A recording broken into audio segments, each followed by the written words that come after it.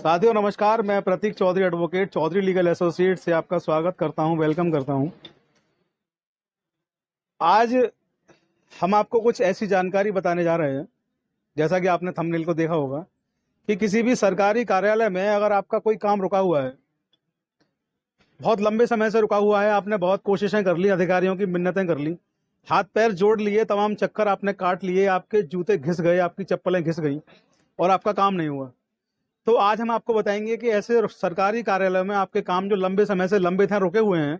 उनको आप कैसे करा सकते हैं। वीडियो बहुत इंपॉर्टेंट होने वाला है, बहुत इंटरेस्टिंग होने वाला है। इसको स्किप ना करें, बीच में से इसको ना देखें, आगे पीछे करके ना देखें। पूरा वीडियो आप लोग देखेंगे तो आपकी समझ में आएगा, अन्यथा आप लोगों के सवाल जो होंगे वो होंगे जो वीडियो के अंदर हम पहले से बता चुके होंगे।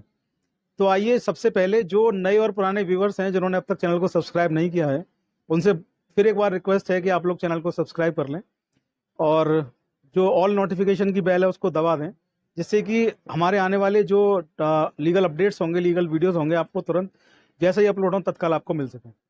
और वीडियोस को मैक्सिमम शेयर करें, जिससे कि गरीब और ज़रूरतमंद आदमी तक कानून की जानकारी पहुंच सके। जो व्यक्ति कोर्ट आकर के वकीलों की फीस नहीं चुका सकते हैं, वो वीडियो के जरिए कानूनी जो जानकारी उससे अपडेट हो सके, ऐसा हमारा मकसद है वीडियो बनाने का। तो आप लोग शेयर करेंगे तो ये उन लोगों तक भी पहुंचेंगे, इसलिए मैक्सिमम इसको शेयर करें। तो आइए, ज़्यादा समय ना लेते हुए आज का जो वीडियो है, जो टॉपिक है, उसको शुरू करते हैं। आज का टॉपिक बड़ा ही स्पष्ट, बड़ा ही साफ है। कई जो साथी हैं वो मुझे लगातार सवाल लिख रहे हैं, मुझे व्हाट्सएप पर लिख रहे हैं और यूट्यूब पर लिख रहे हैं, फेसबुक पर लिख रहे हैं, इंस्टाग्राम पर लिख रहे हैं। तमाम सवाल मुझे रोज़ मिल रहे हैं, कुछ लोगों के कॉल्स भी मैं ले रहा हूँ, तो कॉल्स पर भी और तमाम तरह से मुझे कुछ जो कॉमन जो शिकायत जो आ रही है, उस कॉमन शिकायत को लेकर के आज का वीडियो है। सबकी कॉमन शिकायत मोस्टली ये है कि सरकारी कार्यालयों में, चाहे वो सरकारी कार्यालय आपका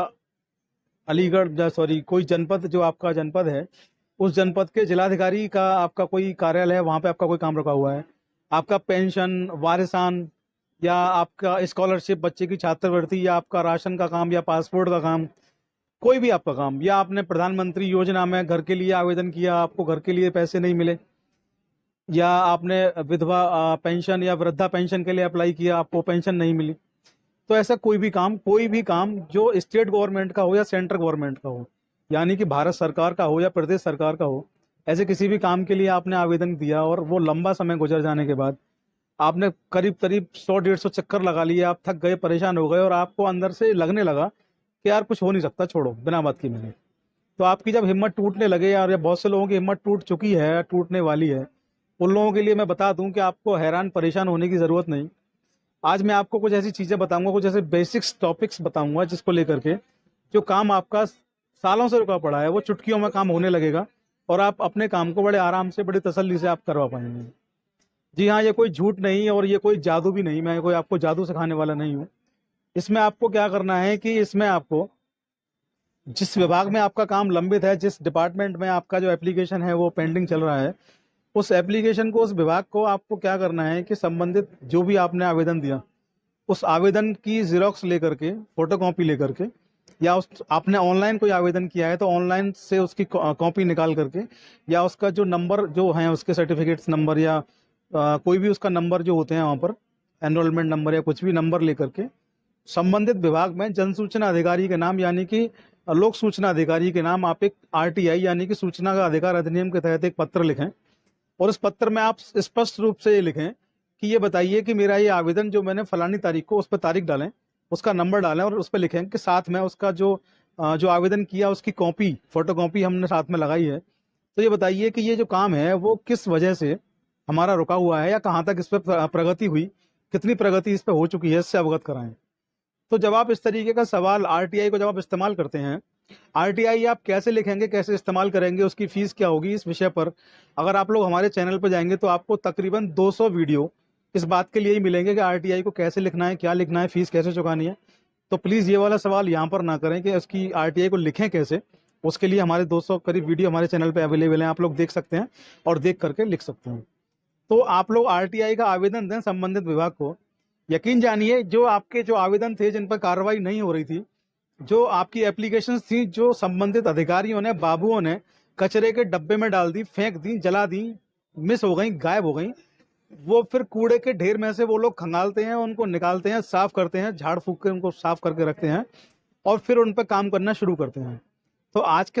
के समय में, आज के टाइम में आरटीआई का जो हथियार है वो बहुत ही बेहतरीन हथियार है। आप लोगों को उसका इस्तेमाल करना चाहिए, आपको उसका इस्तेमाल करना आना चाहिए। आप लोग अपने आरटीआई के इस्तेमाल से अपने उन तमाम सरकारी कार्यालय में रुके हुए काम को, आपका पासपोर्ट आपने अप्लाई किया 2 साल से नहीं मिला। एक हमारे शिक्षक हैं जिन्होंने मुझे पढ़ाया, उन्होंने पासपोर्ट अप्लाई किया, 3 साल में उनका पासपोर्ट नहीं मिला था। और जब हमने उनके आरटीआई पत्र पर कार्रवाई की तो 14 दिन के अंदर उनका पासपोर्ट उनके घर पहुंच गया। आरटीआई की बहुत ताकत है, आप लोगों को समझ में आना चाहिए, आप लोगों को इस्तेमाल कैसे करना है वो आपको आना चाहिए। बाकी आप लोगों को कोई भी मदद आरटीआई में अगर चाहिए, वो लिखने से लेकर तमाम चीज़ों से लेकर, तो आप लोगों की समझ में हमारे वीडियोस को देखने के बाद भी अगर कुछ ना आए तो आप हमें सवाल पूछ सकते हैं, हमें कमेंट में लिख सकते हैं, व्हाट्सएप पर लिख सकते हैं। कृपया करके कॉल ना करें, हमारा थोड़ा बिजी शेड्यूल रहता है तो बात करना संभव नहीं है। तो आप लोग हमें मैसेज में लिख करके पूछ सकते हैं। लेकिन आज के बाद इस बात का रोना बिल्कुल नहीं चलेगा कि सरकारी कार्यालय में आपका काम नहीं हो रहा है, आपके काम पेंडिंग है। और ये बहाना नहीं चलेगा कि कुछ नहीं होता है, कुछ करने से कुछ होता है। अपनी अंदर की इच्छा शक्ति को जगाइए और ये सोचिए कि आप चाहेंगे तो बहुत कुछ होगा और आपको हारना नहीं है, जीतना है। बस लगे रहिए, अपने अधिकारों को लेते रहिए, बने रहिए चौधरी लीगल एसोसिएट्स पर। जय हिंद, जय भारत, नमस्कार।